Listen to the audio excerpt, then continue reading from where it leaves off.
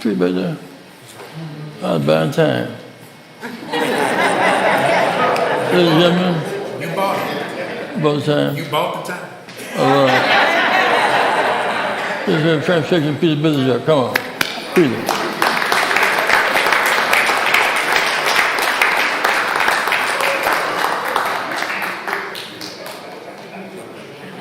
South Bend's finest.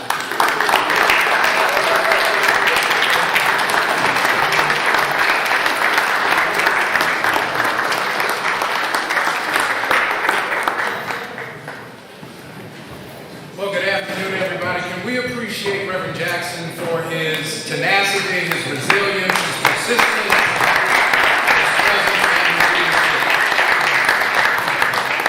I'm Todd Geary. I have the privilege of working with Reverend Jackson and an amazing team of folks here at the Rainbow Push Coalition in doing the work of advancing civil rights and social justice. This afternoon, I'll be assisting Reverend Jackson in this conversation with the 19th Secretary of Transportation, Pete Buttigieg. He is the son of immigrants. He's a former city mayor. He's a former member of the armed forces. He served the country valiantly. And he is leading probably one of the most critical implementations of policy that we have seen in well over a generation in the United States. This is an important conversation. We're grateful that he and his team have taken time to meet us here in Chicago. We're grateful to have our mayor here to join us in this dialogue. And so for the next few moments, we want to talk about the Department of Transportation broadly. A lot of us don't know what the Department of Transportation does and how many agencies fit within it, but we're grateful to have him here. Can we appreciate Secretary Pete Buttigieg?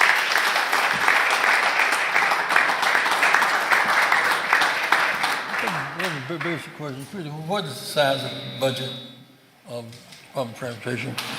So this year it'll be $142 billion. And the bill, well, before I do math, actually, I should just first start by saying what an honor it is to be here. I am conscious of being in the presence of a moral giant, Reverend, whenever I'm with you. And it is just the deepest honor to be in your company. And to be with you, who, knowing you contributed quite a bit to the Department of Transportation in your time with FAA, to be with the mayor and so many leaders is just a great honor and a privilege. But to come to your question, Reverend, this infrastructure law represents $1.2 trillion of investment over 5 years. About half of that is in transportation. The other half is things like water improvements, getting the lead out of the pipes, bringing the internet to every home, affordably, school buses, and other measures. But our piece, that's just over $600 billion, and we are hard at work getting that money out the door and getting it into communities where it can do some good. Is O'Hare on the agenda in the Red Line in Chicago? We had a great visit to the Red Line in Chicago. I like you're getting right to the right to the local business. So that is definitely high on the radar. We had a very compelling visit. President Carter is here from the CTA. I was able to see for myself, and I know what a difference that could make to so many households and so many livelihoods on the South Side. Tom, very good question. My concern now is that the price of gas, of course, is rising.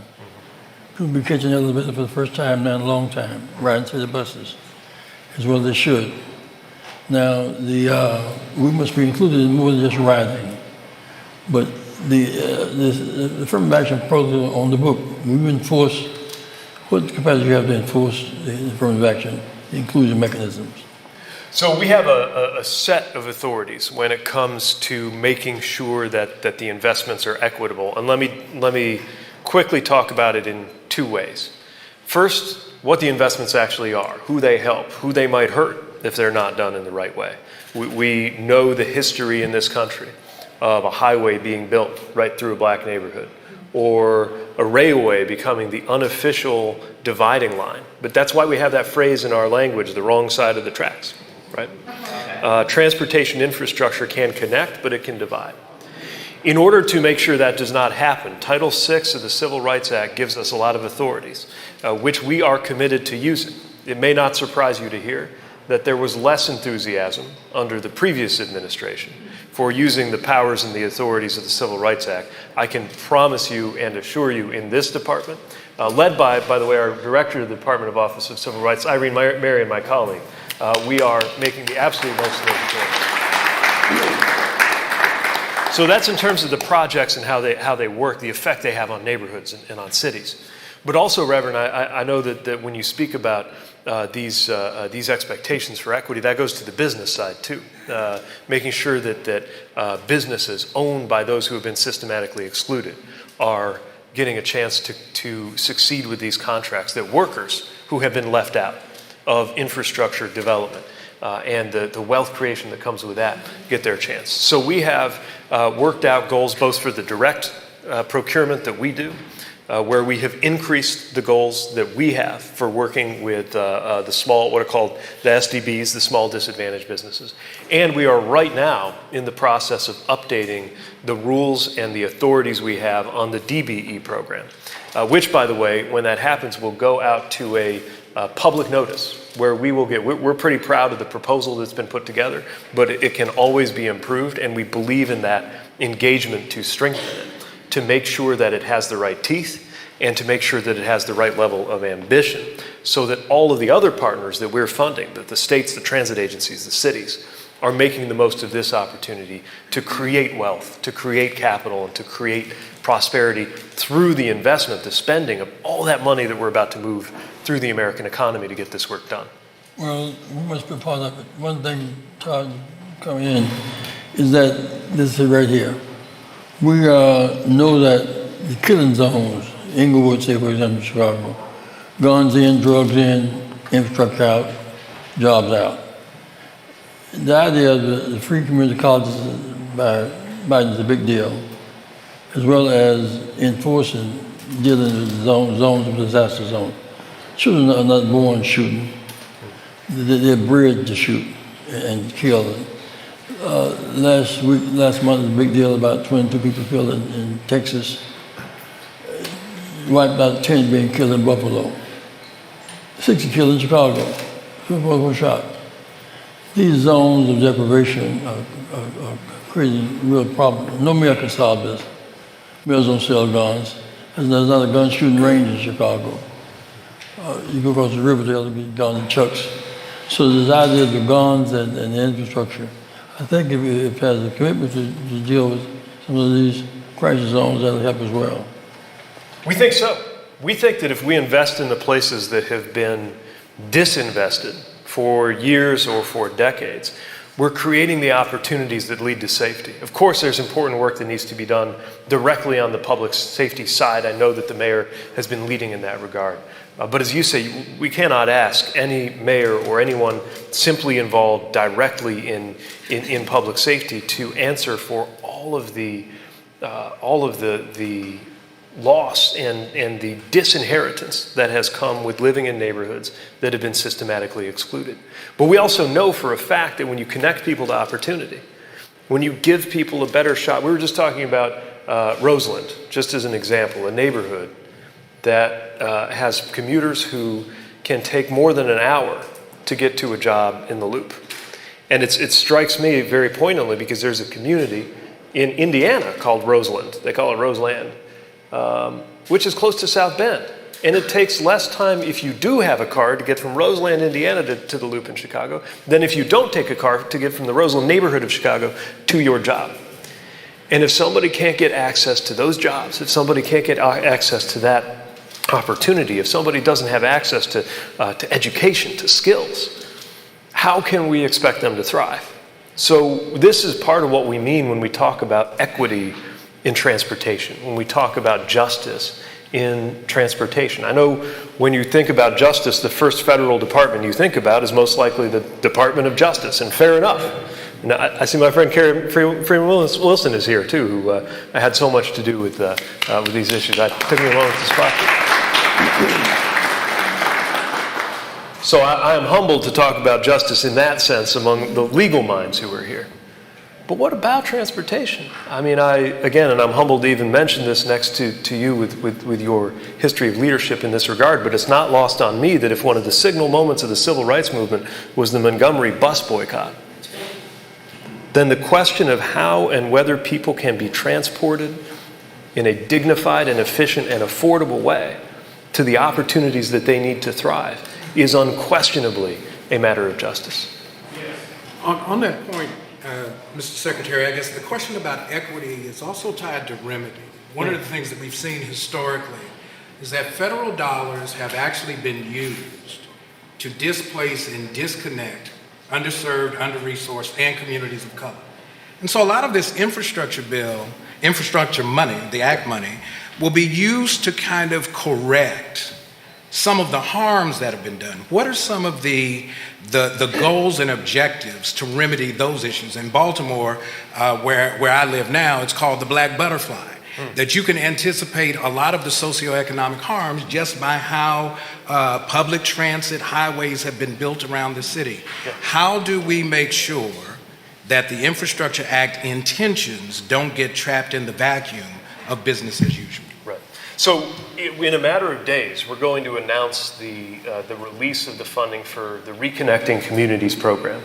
This was contained in the President's bipartisan infrastructure law, and it is funding specifically for the purpose of addressing areas where previous use of infrastructure spending, including federal dollars, actually served to divide. And the thing that amazes me as I go around the country is that there are stories of this happening everywhere. Baltimore has the highway to nowhere. In St. Paul, Minnesota, just as surely as in Birmingham, just as is true in Syracuse, New York, anywhere we go. I bring up this topic and the heads nod and the people describe the examples close to them. So that's what this $1 billion going to Reconnecting Communities is about. But that can't be where the story ends, because our investment as a whole has to be doing good and not harm. And by the way, the reason we bring up these harms is not to make people feel guilty about them. It's because we can and must fix them. And so the Reconnecting Communities program, I think, will be a specific case where we're applying those dollars to remedy those issues. But this is a legitimate use of, the whole point of federal transportation dollars is to connect. And to your point, we also have to make sure we do no harm. That's part of what Title VI is about, enforcement capacities. But let's be honest, if a hiring policy or a housing policy is found to be discriminatory, you can change it. But if a physical piece of infrastructure turns out to have had that effect, a stroke of a pen isn't going to move it. That's why it's so important to get it right on the front end, not, if at all possible, not to have to enforce after the fact, though that is an authority we will use where appropriate. But to shape it in the beginning, and that's one of the most important things I want to share while I'm here today, is the role of the community in shaping these decisions up front. How can the community get involved? What role can they play in helping to ensure the outcomes are equitable? So this is very important to communicate.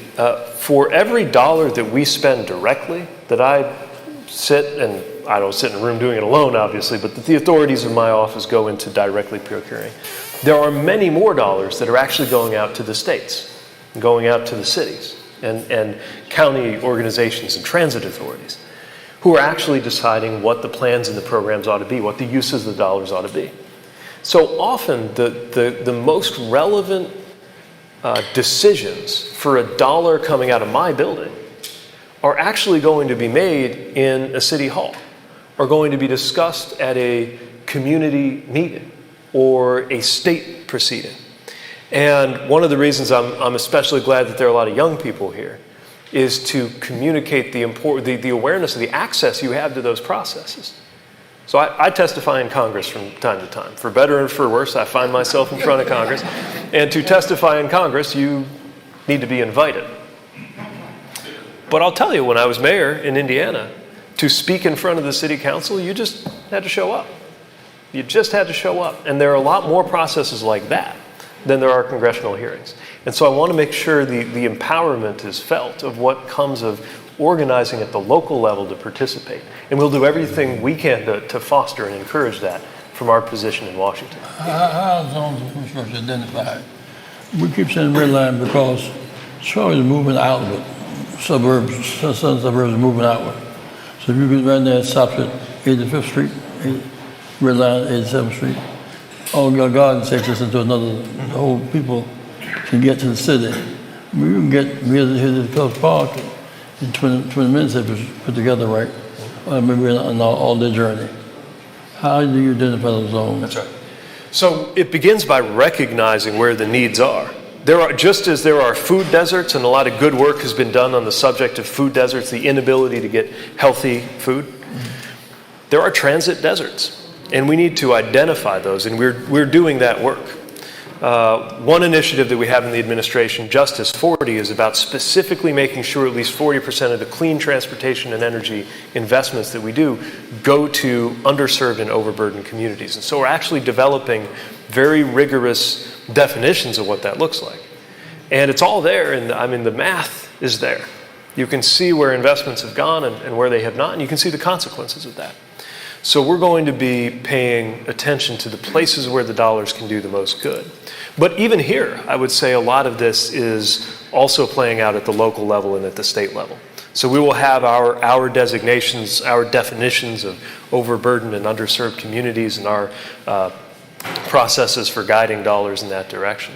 But when a city is deciding where there needs to be more attention, when a state is deciding where there needs to be more attention, even the dollars coming from Washington go to better use when those local processes work. And that, again, is where the engagement of the community matters so much. Reverend's in deep thought, I can tell. The question of how do folks get connected with the opportunities, too often with the implementation of public dollars, by the time communities that are most disaffected find out how to connect, the money's already committed. Yeah. And so one of the concerns, if we were to poll the room, would be $1.2 trillion is likely to make somebody rich. It's just not going to look like folks in the communities where we live and serve. Yes. And even with the good intentions of mayors like Mayor Lightfoot and trying to do that, there's some suspicion there. Yeah. So folks want to know, how do they get connected? I understand there might be some state distinctions because of the way the dollars are going to be deployed. But what do you suggest to those who have an interest, entrepreneurs, those who have trades that want to tie in? How do they connect to this opportunity to really begin to advance the next phase of the U.S. anti-poverty program? So we're running a process to help do just that, to get out in the field with events like what we're calling a Connections Marketplace event, to connect contractors or would-be contractors up with public sector voices, but also to connect subs with primes to make sure the right people are talking to each other. Because, as you know, part of the reason why it seems like the same people and kinds of people get wealthy over and over again is the word of mouth factor. Right? Maybe it's out there publicly in one sense. It's buried in a public report somewhere where to look. But a human being needs to walk another human being through some of these things in order for them to navigate it. So we have a part of our department goes by the acronym of OSDBU, which is the Office of Small and Disadvantaged Business Utilization. But we call it OSDBU. Most importantly, they are going to be among those sponsoring events across the country to try to connect the business community, the business community of those who have been excluded in the past, with the opportunity. We also have some things that were written into the law a little bit differently this time in terms of support for example, local hire. Because we heard story after story of people who finally did get the investment in their neighborhood and come out and say, okay, there's something coming to my neighborhood, and then look at the folks in the hard hats and say, wait a minute, it doesn't look like anybody working on this project came from anywhere near this neighborhood. We saw that. And so under the previous administration, we did not have the authority to do local hire, but it's written into the infrastructure law now that we can support that, and we will. It seems to me that also the southern states are notorious for states' rights.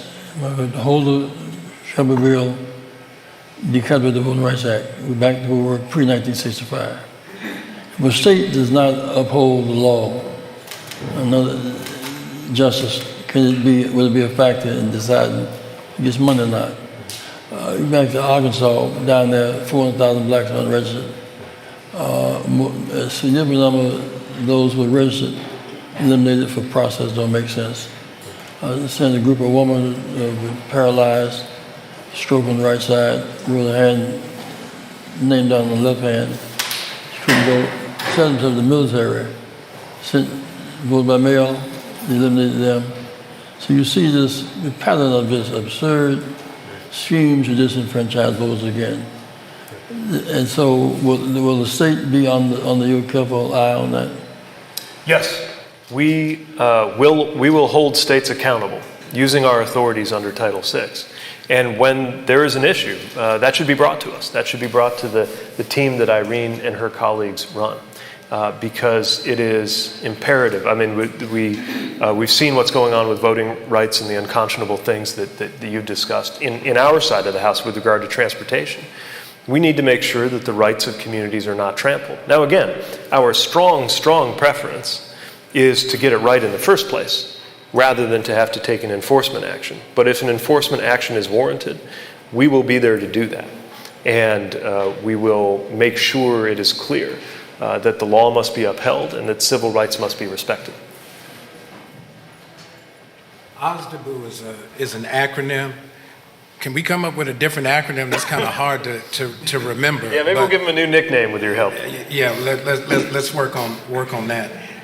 I guess the other piece is we look at the $1.2 trillion Infrastructure Act as if it is the totality of available dollars. Can you talk a bit about the annual appropriation through the department, what dollars help to then leverage the 1.2 trillion to help us get to scale so that we don't end up fighting over just a piece instead of creating a sustainable relationship over time that allows us to really kind of tackle some of these questions. Can you talk a bit about the budget? Right, so $1 trillion obviously is a huge amount of money, but that's not all there is to the story.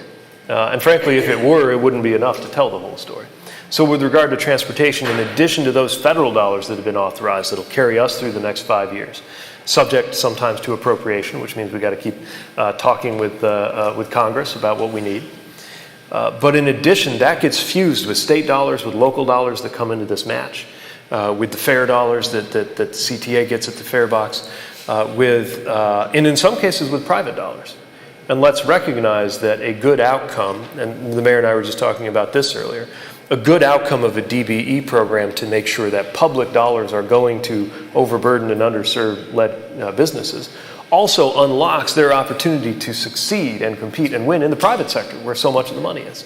That's one of the ways we should mark whether this effort is successful.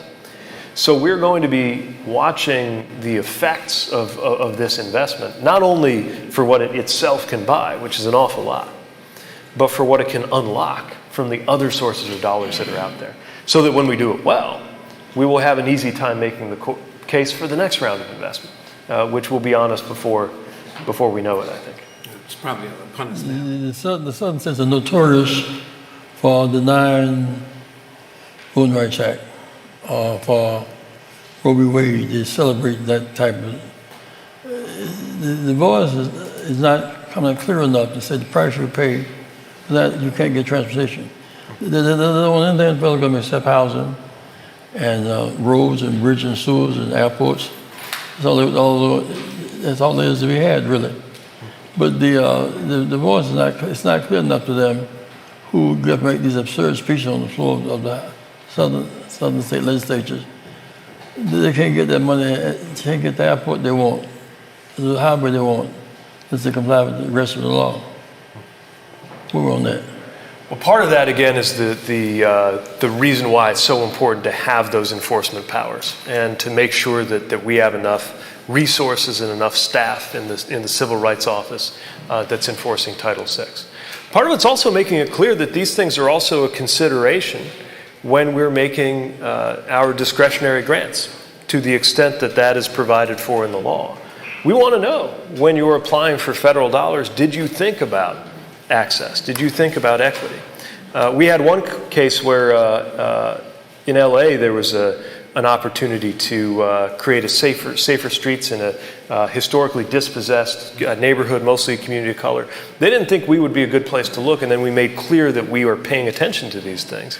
And they made an application, and the application was so good that they earned $18 million of funding that we are sending out there to help improve safety in those neighborhoods. I would also add one thing I have noticed in some of the states that have a lot of I'm choosing my words diplomatically here, but have some state leadership that has not been maybe as forward-leaning as we would like on these issues. I'm looking at some of my fellow Hoosiers. Not forward-leaning, leaning backwards. But often the cities are.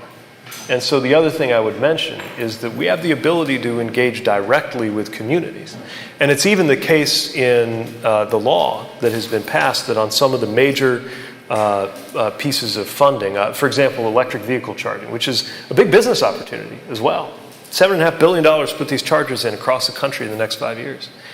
If for some reason a state refuses to put forward a plan for how to make use of those dollars, in the past when that would happen, the dollars would go right back to Washington, and the residents of that state would effectively be punished for the choices of their leaders.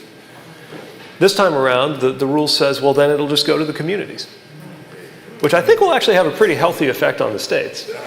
But if they still fall down, then that means the dollars don't go back to Washington. They go to the hands of those who are ready to put them to good use. Well, how will this charging black colleges benefit from this? Black colleges benefit from this? The HBCU impact? Yes. So part of our, and I would encourage everybody to have a look. Soon we'll be posting our equity plan. We have an equity action plan now, and we'll be putting out our DEIA plan as well. Is a lot of intention about working with HBCUs. Because there's so much potential in our HBCUs to help us deliver. It's not just because it's the right thing to do from an equity perspective. It's because in order for us to deliver this investment, in order for us to make the biggest investment in highways since the interstate highway system was created, in order for us to add the most to our train system since Amtrak was set up in the first place, it will in fact test the productivity of the American people. It will test our ability to find raw materials. It will test our workforce. And at a moment where our workforce is being tested, that means if any talent is left on the table, if any talent is wasted, we're not going to succeed. And the HBCUs are a huge part of that, cultivating people who may not have had a generational heritage or tradition of having access to work, either directly in the federal transportation sector, as you had the opportunity to serve in, or in business, or in the fields that are going to be doing so much of the work that we're funding. And so we need to build up that pipeline of talent, and the HBCUs have it. That's number one. Number two, the HBCUs do a lot of research. I was just at Morgan State University, just one example, in Baltimore, where you are, where we have partnerships. We're funding some of the things that they are doing with robotics, with simulations, are going to be part of how we move transportation into the future. And so we are looking at how we can continue to fund directly fund with federal dollars, good research happening at HBCUs. That's the second thing. The third thing I want to mention is the alumni networks of the HBCUs, where a lot of, for example, the DBE leaders, who may or may not officially be DBEs, but who are the kinds of business leaders and who are creating opportunities for the kinds of employees and workers who are going to be that next generation, that's where they actually are, right? There might be more leaders on the roster of that alumni list of an HBCU than I have access to. And so we need to use that engagement to find them. So whether we're talking about recruiting and talent development, whether we're talking about research, or whether we're talking about the broader business community we're plugging into, I'm a big believer that the right HBCU partnerships are going to be essential to delivering this infrastructure investment. What about procurement? See, it's one thing to have X number of blacks and Latinos jobs and all that, but the infrastructure, the big discussions last year about black coaches that procured like other products that procured. The infrastructure, a cleaners here who got our award on Monday night, Mr. Caldwell at Telluride Clothes Cleaners, got the contract to wash the White Sox uniforms. So good that he cleaned the uniforms of the visiting team as well. Infrastructure stuff. the procurement stuff is not just on everybody's list. It's a big deal, sir. That's right. So a couple of things we're trying to do. First of all, I'm just trying to get more visibility, more data, because we need to see where the dollars are going and how the procurement does or does not lead to opportunity. My colleagues hear me saying aloud often, there's that big board that'll show me the location and position of every aircraft in the national airspace. But we actually don't have that in terms of where every dollar is headed. So we need to make sure we get the data. We need to, and one thing I have been doing is engaging the prime contractors on what they're doing with subcontractors and trying to build the capacity for subcontractors to themselves become prime contractors and get into these procurement opportunities. A lot of it is working with the cities and with the states that do, to be honest, more of the direct procurement than we do. But for ours, we're taking our goals and we're increasing them. As the President has asked us to do across every agency of the federal government, and I think we can hit those high marks. Real quick, because we want to honor your time and your commitment. Top 3 things that we should be focused on as next steps, both in terms of the Infrastructure Act, but also the broader programming that flows through the U.S. Department of Transportation. What would be your marching orders for us to be able to help you deliver on the things that we need you to deliver on?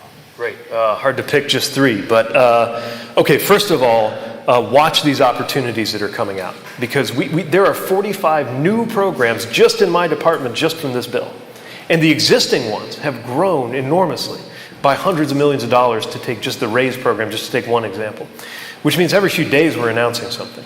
So watch those announcements as we're talking about the funding that's being made available, so that your business partners and regional partners and public sector partners can arrange their efforts to take advantage of those investments. That's number 1. Number 2, work with us on identifying where those opportunities are to make investments that are going to make a difference. Ensuring that the stories are told, both of where mistakes were made before and where the opportunity is for the future. Because often, the people who have the best ability to get attention are the ones who are already a little bit better resourced, right? When it comes to getting investments in their neighborhoods, when it comes to getting transit lines extended to where they work, when it comes to making sure the quality and the safety of the transportation networks that serve them are robust. And then the third thing, and I can't emphasize this enough, is go local. The federal dollars are all being spent by somebody, and that's usually closer to home. And so whether that's identifying a problem, maybe even a violation that needs to be brought to the attention of our civil rights folks, or identifying a solution and making sure that those voices are heard, the mobilizing and the organizing that equips people and trains people to go into those spaces and advocate for their neighborhoods and their communities and their workers, that's going to have enormous power. And you multiply that out across the different communities, by the way, where the Rainbow Push Coalition, for example, has presence on the ground.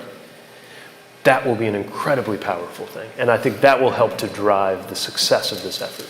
Brother Peter, on this note, thank you for being here with us today and for sharing as you are. We have a concern that when the deal is done, I've been to Louisiana lately and to Georgia, where they're not in compliance with the Civil Rights Act. Big new airports, spacious, they already get the money. They're boldly declaring that they will not honor voting rights applications, for example, and other programs. Cutting back on women's rights and workers' rights. And they play both, they're against the federal government until time to get money on things that they desire. I take this point, and I think this is why it's why we built our Civil Rights Office back up, and it's why we need to use it. Sounds like there's opportunities to be had. So, Secretary Buttigieg, thank you for making time to come and have this conversation. We're looking forward to following up on the work. And As Reverend Jackson would always say to us, we're going to help you help us keep hope alive. All right. Can we thank Secretary Pete Buttigieg one more time?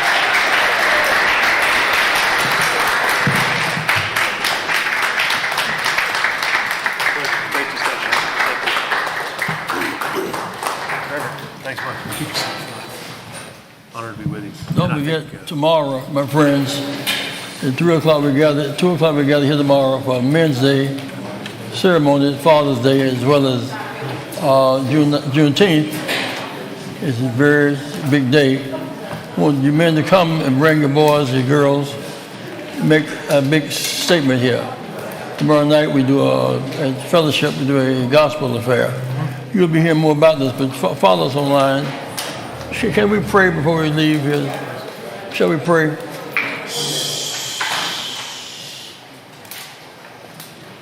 Father God, we thank thee so much for helping us to see, to know, to have access. A man such as this who has the resources, lift up bowed heads and heal wounded souls, move people from poverty to prosperity by the sign of his signature. Thank you for the power that invested in the good man who is righteous in his undertaking. Think about our government today under the leadership of Joe Biden. Those in Georgia who dared break the mold, Southern oppression, give us a running chance at yet another Make America it ought to be. Bless individuals and collectively, bless our several families. We're name calling and we are so mean to one another. With a sense of solace, a sense of joy. We know it's tough, we lose sometime, but yeah, we trust you. We trust you because you are our God. Nothing's too hard for you. As we ask Secretary to move on these projects, nothing's too hard for you. That's our assurance. Amen. Amen.